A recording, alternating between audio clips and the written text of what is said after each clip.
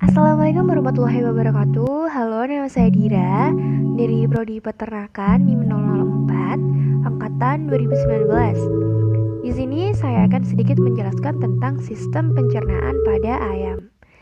Sistem saluran pencernaan pada ayam dimulai dari paruh dan berakhir di kloaka.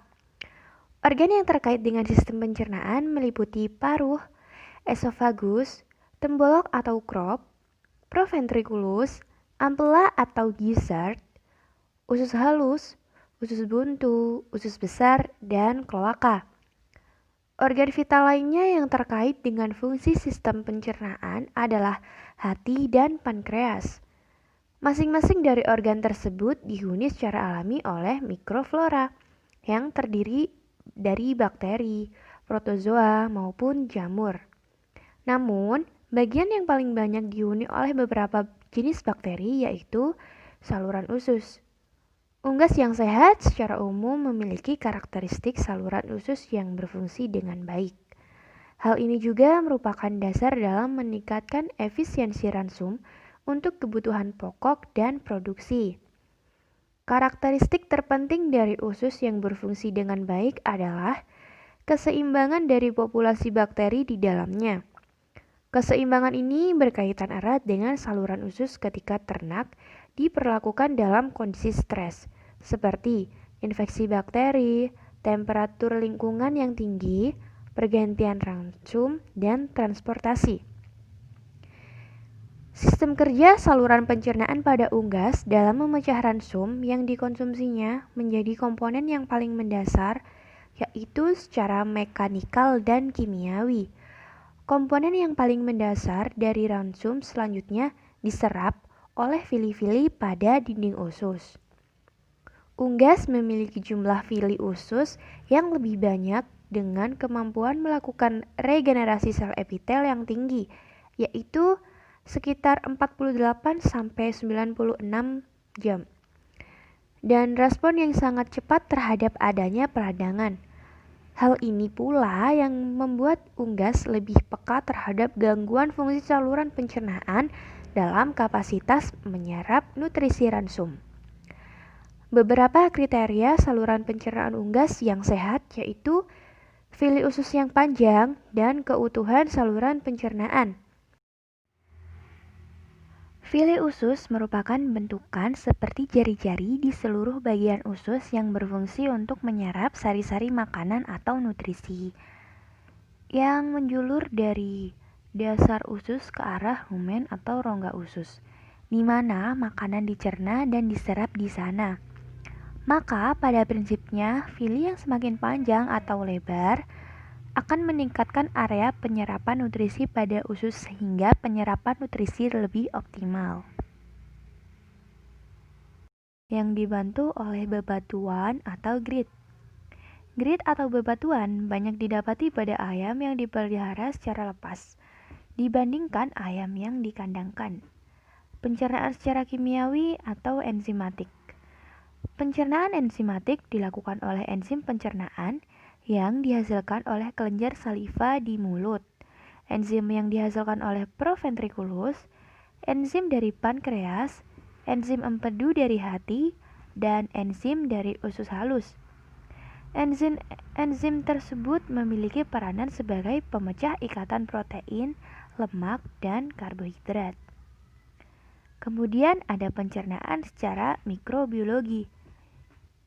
Pencernaan secara mikrobiologi dalam pencernaan unggas jumlahnya sedikit sekali dan terjadi di sekum dan kolon. Kemudian ada organ-organ pencernaan. Yang pertama yaitu mulut.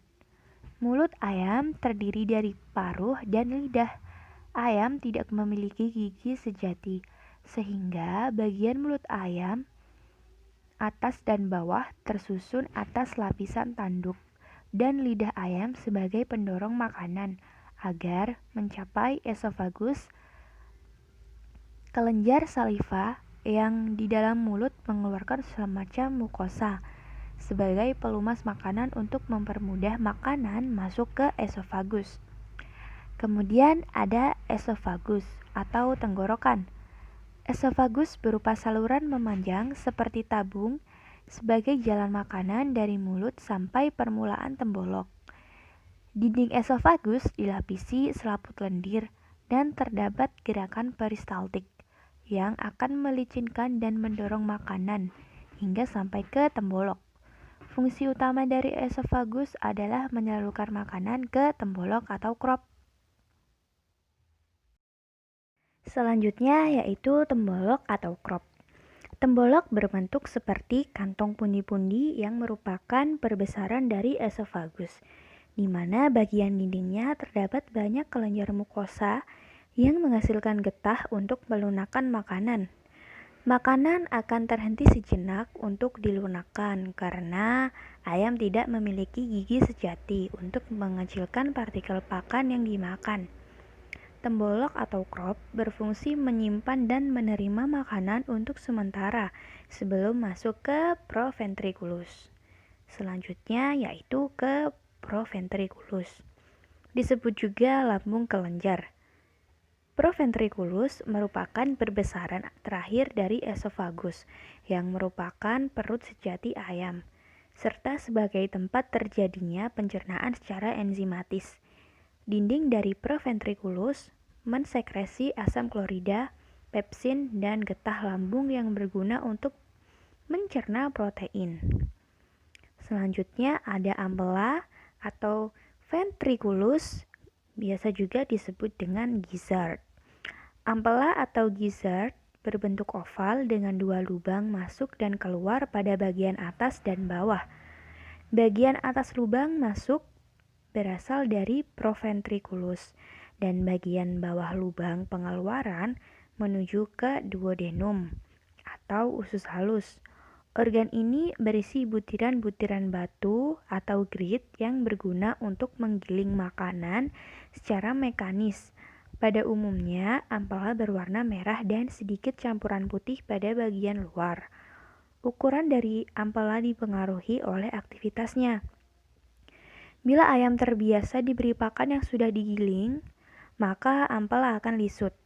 Fungsi dari ampela atau gizzard adalah mencerna makanan secara mekanik dengan bantuan grit yang berada di dalamnya. Kemudian, makanan akan ke usus halus. Usus halus atau usus kecil terbagi atas 3 bagian, yaitu duodenum, jejunum, dan ileum. Pada duodenum disekresikan enzim pankreatik berupa enzim amilase, lipase, dan tripsin. Pencernaan ayam di dalam usus kecil secara enzimatik dengan berfungsinya enzim-enzim terhadap protein, lemak, dan karbohidrat. Protein akan diubah menjadi asam amino oleh pepsin dan kemotripsin. Lemak akan diubah menjadi asam lemak dan gliserol oleh lipase. Sedangkan karbohidrat menjadi disakarida lalu monosakarida oleh amilase. Pencernaan pada usus halus tidak menghidrolisis serat kasar. Serat kasar akan langsung masuk ke organ pencernaan terakhir. Selanjutnya yaitu usus buntu. Usus buntu terletak di antara usus halus dan usus besar, di mana kedua ujungnya buntu. Memiliki panjang sekitar 10-15 cm, berisi calon feses atau tinja. Fungsi dari usus buntu tersebut belum diketahui secara jelas, tetapi di dalamnya terdapat digesti sedikit serat oleh aktivitas mikroorganisme dan pencernaan karbohidrat dan protein serta absorpsi air. Kemudian usus besar. Usus besar terletak paling belakang, terdiri dari rektum yang pendek dan bersambungan dengan kloaka, berupa saluran mempunyai diameter 2 kali lipat dari diameter usus halus atau usus kecil. Pada usus besar terjadi reabsorpsi air untuk meningkatkan kandungan air pada sel tubuh dan mengatur keseimbangan air pada ayam. Yang terakhir yaitu kloaka. Kloaka merupakan bagian akhir dari saluran pencernaan dan lubang pelepasan sisa-sisa disesi, urin, dan muara saluran reproduksi. Pada kloaka terdapat 3 muara saluran pelepasan, yaitu urodeum sebagai muara saluran kencing dan kelamin, coprodeum sebagai muara saluran makanan, dan Proctodeum sebagai lubang keluar dan berhubungan dengan udara luar. Bagian terluar dari kloaka disebut pen, yang pada betina lebih lebar dibandingkan jantan, karena untuk tempat keluarnya telur. Sekian sedikit penjelasan dari saya, kurang lebihnya mohon maaf. Wassalamualaikum warahmatullahi wabarakatuh.